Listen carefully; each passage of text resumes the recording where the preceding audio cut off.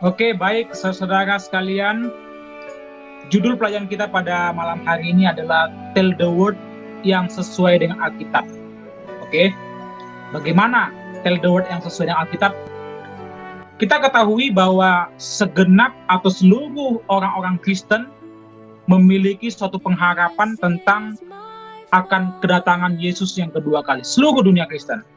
Bahkan termasuk di dalamnya adalah Gereja Masehi Advent yang ke-7.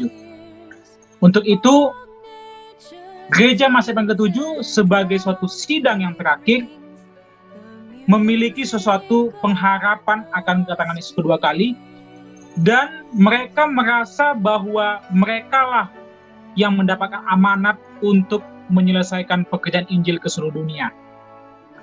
Maka ayat yang sering digunakan adalah dari kitab Matius pasal 28 ayat 18 sampai 20. Di sana dikatakan, "Karena itu pergilah, ajarlah semua bangsa, ajarlah mereka melakukan segala sesuatu yang telah kuperintahkan kepadamu." Inilah selalu ayat yang dipakai, bahwa amanat ini sebagai Gereja Masehi Advent ke-7 merasa mereka lah yang memiliki amanat ini untuk menyelesaikan pekerjaan Injil ke seluruh dunia.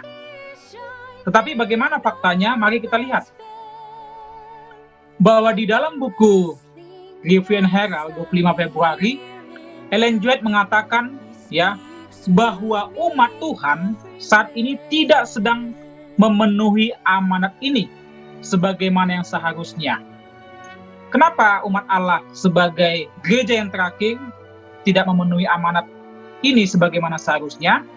Oleh sebab, kalau kita baca di dalam kitab Matius pasal 10 ayat 5 dan juga Markus pasal 16, di sana ketika Tuhan mengutus murid-murid itu untuk pergi ke seluruh dunia memberitakan Injil, itu keadaan mereka itu adalah penuh dengan kuasa. Bahkan mereka punya tanda-tanda mujizat yang menyertai mereka. Mereka bisa mengusir setan-setan, berbicara dalam bahasa-bahasa yang baru. Banyak sekali mujizat-mujizat dan kuasa yang mereka miliki. Berbeda sekali dengan keadaan daripada gereja kita pada saat ini yang digambarkan oleh Ellen G. White. Bahwa Ellen G. White mengatakan bahwa sidang kita sedang berbalik dari mengikuti Kristus sebagai pemimpinnya dan terus-menerus mundur menuju Mesir. Berbanding terbalik dengan keadaan murid-murid ketika itu yang penuh kuasa, bisa menyembuhkan orang sakit, membangkitkan orang mati, bisa berbahasa-bahasa asing. Jadi berbanding terbalik ayat yang dipakai dengan keadaan daripada sidang itu sendiri.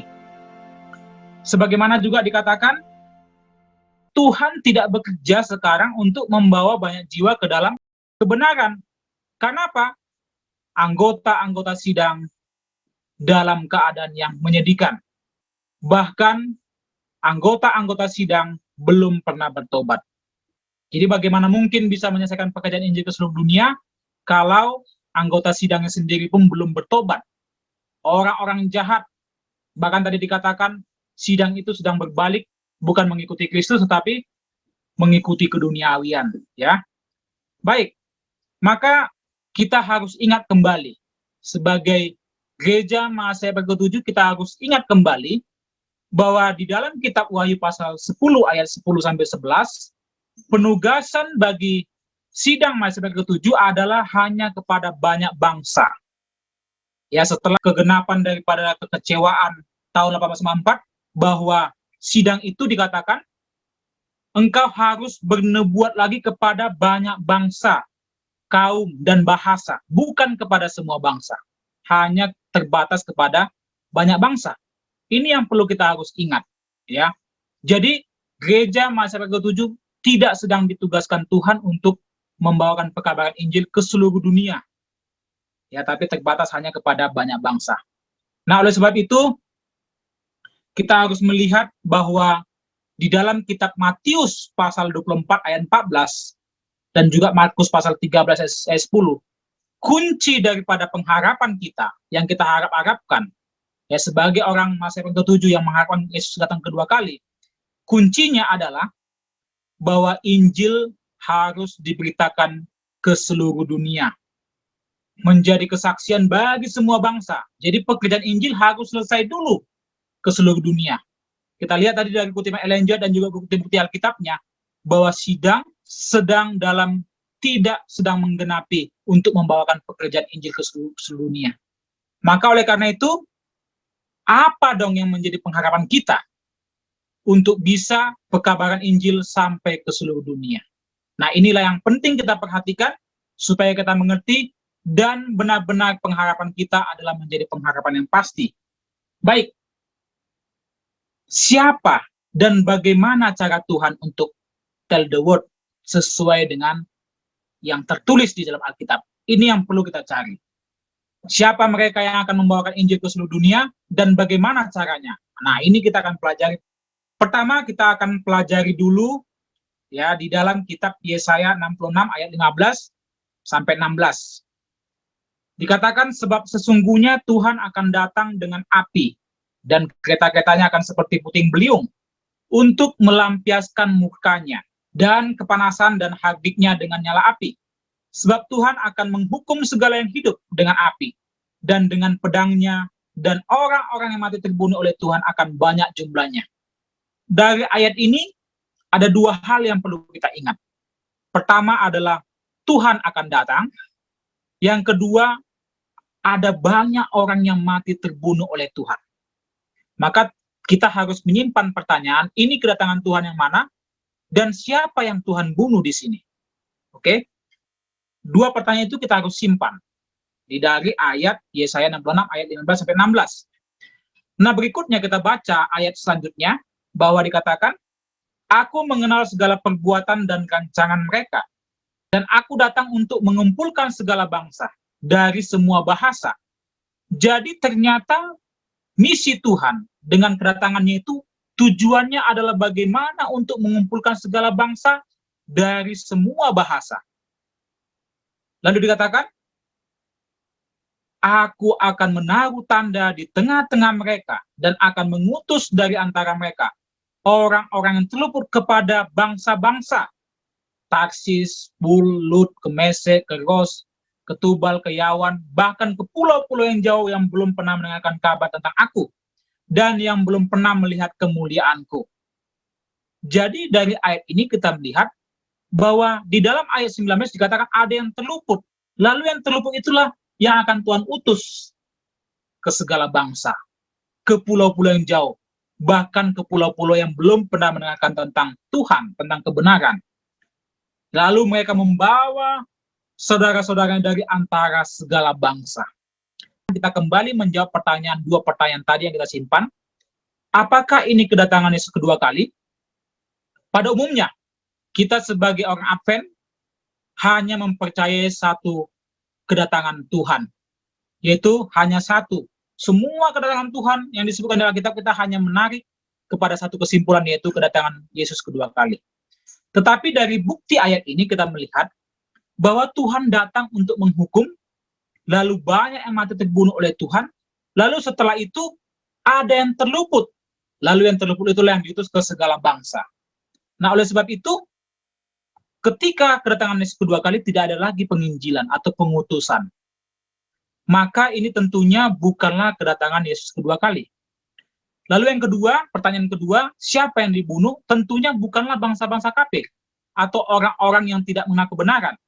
Sebab orang-orang yang terluput itu justru malah akan diutus kepada mereka yang belum mengenal kebenaran. Jadi kedatangan Tuhan yang mana ini? Tentunya bukan kedatangan Tuhan yang kedua kali. Lalu siapa yang dibunuh? Kalau bukan bangsa-bangsa kafir yang dibunuh, karena bangsa-bangsa kafir yang akan diinjili, berarti ini adalah orang-orang di antara umat Tuhan yang sudah mengenal kebenaran, yaitu di antara umat-umat Tuhan di dalam sidang. Umat-umatnya yang sedang yang dihukum ini, dan banyak sekali yang mati. Dan yang terluput itulah yang diutus ke segala bangsa. Untuk membuktikannya secara jelas lagi, kita baca di dalam kitab Maliaki pasal 3 ayat 1 sampai 3 ya.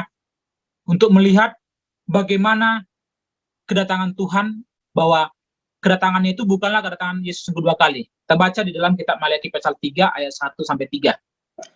Lihatlah aku menyuruh utusanku, supaya ia mempersiapkan jalan di hadapanku. Dengan mendadak, Tuhan yang kamu cari itu akan masuk ke bait-Nya. Ayat ini jelas mengatakan bahwa sebelum Tuhan datang, dia mengutus utusannya. Lalu dia masuk kemana, saudara-saudara? Dikatakan, dia masuk ke dalam bait-Nya. Ya, jadi berbeda dengan kedatangan Yesus kedua kali. Ya, sebab di sini dikatakan dia masuk ke dalam bait-Nya. Untuk apa dia masuk ke dalam bait-Nya? Kita baca ayat 2 dan 3-nya. Siapakah yang dapat tahan berdiri akan hari kedatangannya? Dan siapakah yang dapat tetap berdiri apabila ia menampakkan diri? Sebab ia seperti api tukang pemurni logam, dan seperti sabun tukang penatu. Ia akan duduk seperti orang yang memurnikan dan mentahirkan perak, dan mentahirkan orang-orang Lewi, menyucikan mereka seperti emas dan seperti perak.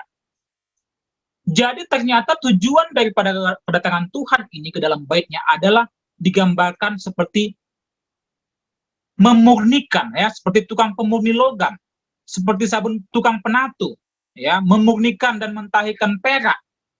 Jadi ternyata tujuannya datang ke dalam bait itu adalah untuk tujuan penyucian sidangnya. Sebagaimana tadi yang saya sampaikan di dalam kitab Yesaya, bahwa Tuhan menghukum orang-orang jahat dari antara umatnya, dan banyak sekali yang terbunuh oleh Tuhan. Kita lanjut baca di dalam buku Kemenangan Akhir. Ya. Jadi buku Kemenangan Akhir ini juga mengutip dari Maliaki pasal 3. Dikatakan, Kristus telah datang bukan ke dunia ini seperti yang diharapkan, tetapi sebagaimana dibayangkan dalam lambang ke bilik yang maha kudus di bait suci Tuhan di surga. Jadi peristiwa ini juga akan terjadi sama seperti pengalaman umat-umat Tuhan di dalam tahun 1844. Di mana umat-umat Tuhan mengharapkan Yesus untuk datang ke dunia ini tanpa mereka mengerti bahwa Tuhan masuk ke dalam bilik-Nya yang maha suci di surga. Nah, pengalaman yang sama juga, kalau kita tidak memahami kebenaran ini, kita juga akan mengalami hal yang sama. Di mana kita mengharapkan Yesus datang kedua kali di angkasa, ternyata Tuhan masuk ke dalam bilik-Nya, datang ke dalam bilik-Nya untuk menghukum. Ya, ini yang perlu kita ketahui, saudara. Di dalam paragraf berikutnya dikatakan, kedatangan ini diramalkan juga di dalam kitab Maliaki. Dengan mendadak Tuhan yang kamu cari itu akan masuk ke dalam bilik-Nya. Kedatangan Tuhan ke bait-Nya adalah tiba-tiba, tidak disangka-sangka umatnya. Mereka tidak mencari dia di sana. Mereka mengharapkan dia datang ke dunia ini. Dan selanjutnya dikatakan, Nabi itu berkata, siapakah yang dapat tahan berdiri akan hari kedatangannya? Dan siapakah yang akan dapat tahan berdiri apabila ia menampakkan diri? Kedua pertanyaan ini adalah pertanyaan yang sangat serius, yang menandakan bahwa siapakah yang mengetahui akan kedatangannya itu. Ya, pada umumnya seperti tadi saya katakan, umat-umat Tuhan dari gereja masa ke-7 tidak memahami akan kedatangan Tuhan ke dalam bait-Nya. Mereka hanya mengharapkan kedatangan Tuhan di angkasa. Nah, itulah sebabnya pertanyaan ini sangat penting. Siapa yang dapat tahan berdiri? Dan siapa yang akan dapat berdiri apabila ia menampakkan diri? Menandakan bahwa sangat-sangat sedikit sekali orang yang memahami akan kedatangannya ini. Lalu dikatakan di dalam bagian bawah dari paragraf ini dikatakan, sementara penghakiman pemeriksaan berlangsung di dalam surga, sementara dosa-dosa orang percaya yang menyesali dosa-dosanya dipindahkan dari tempat kudus, akan ada pekerjaan khusus pemurnian untuk membuang dosa di antara umat Tuhan di dunia ini. Jadi sementara berlangsung penghakiman di dalam surga, maka ada juga pembuangan dosa di antara umat Tuhan di bumi ini. Jadi ini menandakan ada dua tempat yang berbeda. Satu peristiwanya di surga, dan satu lagi ada di bumi ini. Artinya bahwa Tuhan datang ke dalam bait-Nya untuk menyingkirkan orang-orang yang berdosa dari dalam sidang, dari dalam bait-Nya. Ya, dan inilah yang sangat sedikit sekali atau bahkan pada umumnya tidak dipahami oleh anggota dari gereja masa ke-7. Oleh karena itu, selanjutnya dikatakan, ini penting saudara, dikatakan kalau pekerjaan ini telah dilaksanakan, pekerjaan yang mana dimaksud? Yaitu pekerjaan pemurnian tadi, maka pengikut-pengikut Kristus akan siap bagi kedatangannya. Jadi artinya, tanpa pemurnian terlebih dahulu yang Tuhan akan lakukan di dalam bait-Nya, maka umat-umat Tuhan tidak akan pernah siap untuk menyambut kedatangannya yang kedua kali. Nah, oleh sebab itu, dikatakan kemudian jemaat yang akan diterima Tuhan kepadanya pada waktu kedatangannya akan menempatkan jemaat di hadapan hadiratnya dengan cemerlang, tanpa cacat atau kerut, atau yang serupa dengan itu. Artinya, bahwa kedatangan Yesus kedua kali hanya menjemput suatu sidang yang sudah suci. Bukan lagi di sana Tuhan akan mengubahkan orang, bukan. Ya. Nah, oleh karena itu, itulah yang dikutip di dalam kitab Efesus 5 ayat 27. Dan kemudian dikatakan, jemaat itu akan muncul laksana fajar mereka, indah bagaikan bulan purnama, bercahaya bagaikan surya, dahsyat seperti bala tentara dan panji-panjinya. Dan ini juga dikutip di dalam Prophet and King, halaman 725. Dengan mengenakan senjata kebenaran Kristus, sidang akan memasuki peperangan yang terakhir. Jadi setelah sidang itu murni, maka sidang itu akan memasuki peperangan yang terakhir. Indah bagaikan bulan, cerah seperti matahari, dan hebat bagaikan bala tentara dengan panji-panjinya. Inilah sidang yang diharap-harapkan Tuhan. Ya, sidang yang suci yang menjadi alat Tuhan menjadi terang dan sumber keselamatan bagi seluruh dunia. Di mana melalui sidang inilah Tuhan akan menyelamatkan umat-umatnya dari seluruh penjuru bumi ini. Ya, inilah tugas terakhir daripada sidang di dalam menyelamatkan umat-umat Tuhan dari seluruh dunia. Dan kita baca kembali di dalam buku Kemalangan Akhir, dikatakan ya, bahwa pekerjaan besar pengabaran Injil tidak akan ditutup dengan manifestasi kuasa Allah yang kurang dari yang menandai pembukaan penyiarannya. Nubuatan-nubuatan yang telah digenapi pada pencurahan hujan awal pada pembukaan penyiaran Injil, sekali lagi akan digenapi pada hujan akhir pada penutupan penyiaran Injil itu. Lalu dikatakan paragraf berikutnya, hamba-hamba Allah dengan wajah yang bersinar, dengan pengabdian yang kudus, akan mempercepat penyiaran pekabaran dari surga itu, dari satu tempat ke tempat yang lain. Melalui ribuan suara amaran itu akan disampaikan ke seluruh dunia. Mujizat-mujizat akan diadakan, orang-orang sakit akan disembuhkan, dan tanda-tanda ajaib akan menyertai orang-orang percaya. Jadi ini akan benar-benar menjadi bagian daripada sidang Tuhan yang sudah suci. Sebagaimana yang terjadi pada Pentakosta yang pertama, demikian juga akan terjadi pada sidang Tuhan yang sudah disucikan itu. Tuhan berikan kuasa, maka mereka memiliki kuasa sebagaimana zaman Pentakosta dahulu. Bahkan di sini dikatakan bahwa manifestasi kuasa Allah itu tidak kurang daripada yang dahulu. Ya, pada pembukaannya dahulu. Artinya kalau dikatakan tidak kurang, berarti bisa sama atau bahkan lebih. Jadi ketika keadaan sidang sudah suci dan keadaan sidang benar-benar sudah dipenuhi dengan kuasa, maka penugasan atau amanat agung untuk memberitakan Injil ke seluruh dunia ini barulah tepat diamanatkan kepada sidang itu. Ya, sidang yang sudah suci itu. Oke, kita lanjutkan. Inilah yang menjadi hasil daripada sidang yang suci itu. Kita bisa baca di dalam Yesaya 2 ayat 2 dan 3. Akan terjadi pada hari-hari yang terakhir, gunung tempat rumah Tuhan akan berdiri tegak di hulu gunung-gunung dan menjulang tinggi di atas bukit-bukit. Segala bangsa akan datang berduyun-duyun ke sana, dan banyak suku bangsa akan pergi serta berkata, mari kita naik ke gunung rumah Tuhan, ke rumah Allah Yakub, supaya ia mengajar kita tentang jalan-jalannya. Jadi kita lihat di sini saudara-saudara, bahwa pada hari-hari terakhir, gunung atau sidang Tuhan itu akan benar-benar menjadi terang, menjadi benar-benar bercahaya, dan menjadi sumber keselamatan bagi seluruh bangsa. Maka itulah yang menyebabkan apa? Segala bangsa datang berduyun-duyun ke sana. Bahkan mereka bukan mau mencari harta, kekayaan dunia ini, bukan. Tetapi supaya mereka diajar tentang jalan-jalan Tuhan.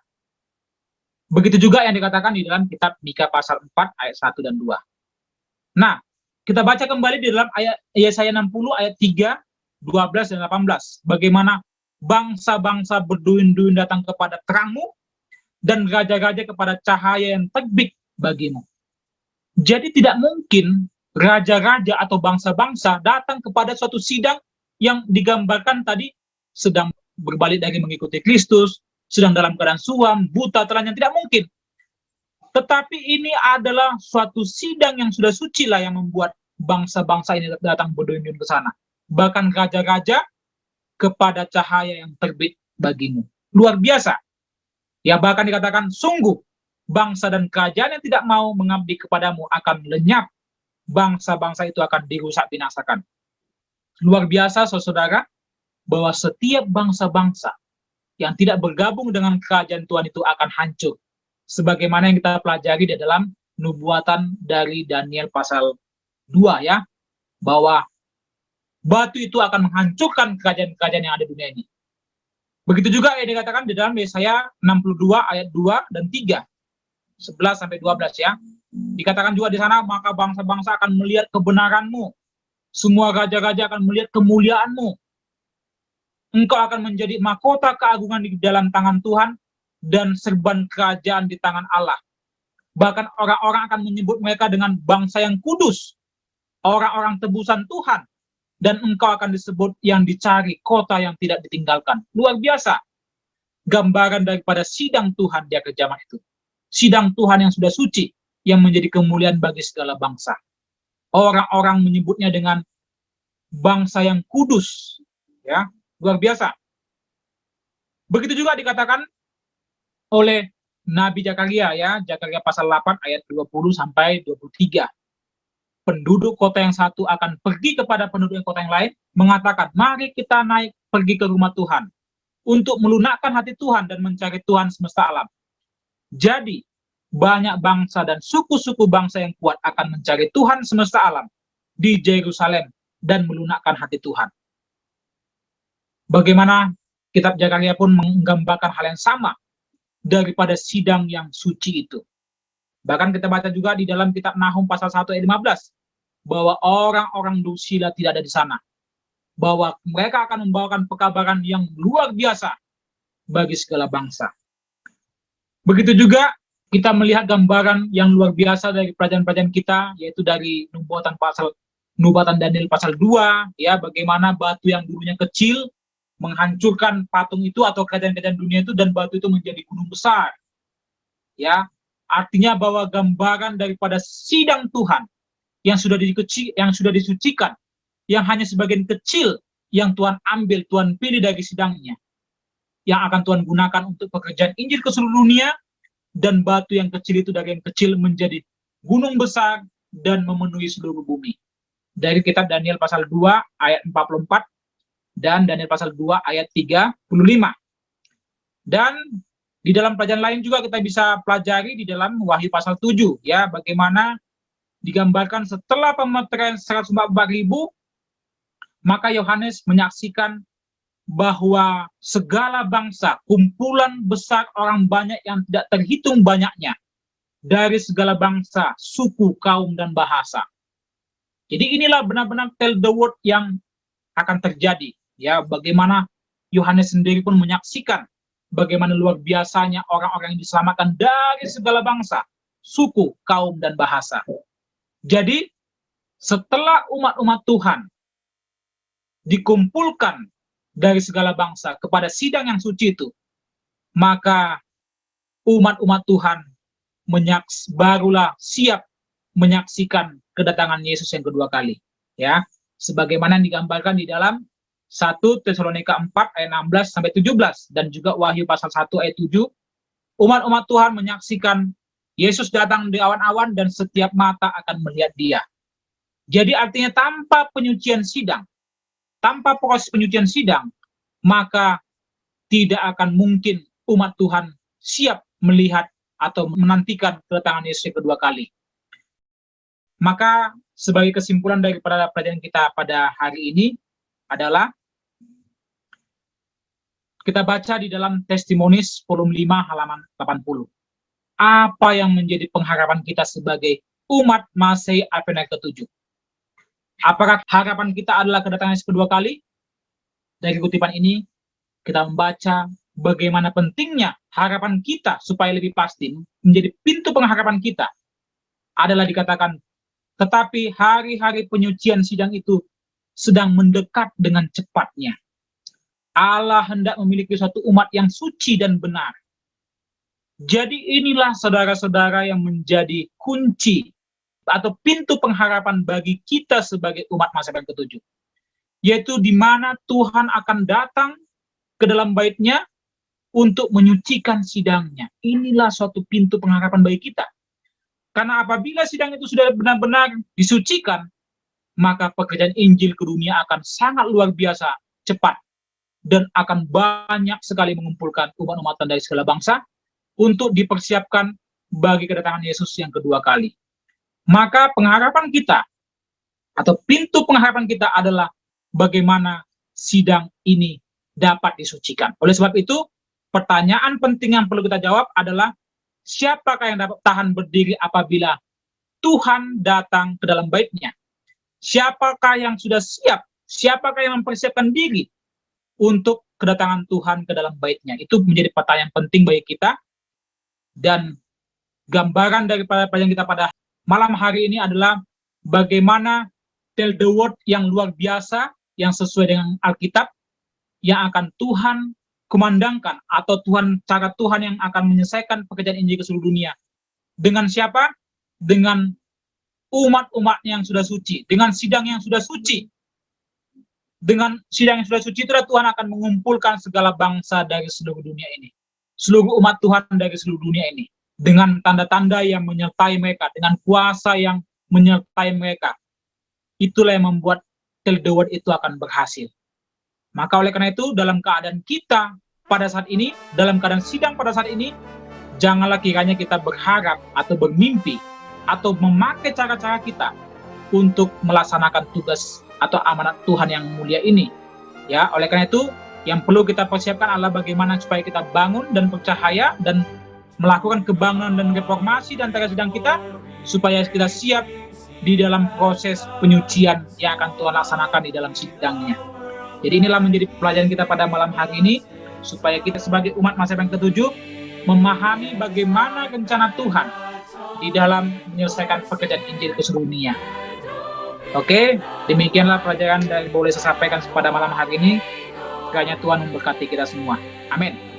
Praise the Lord, let the earth hear His voice. Praise the Lord, let the people rejoice. Oh, come to the Father through Jesus the Son.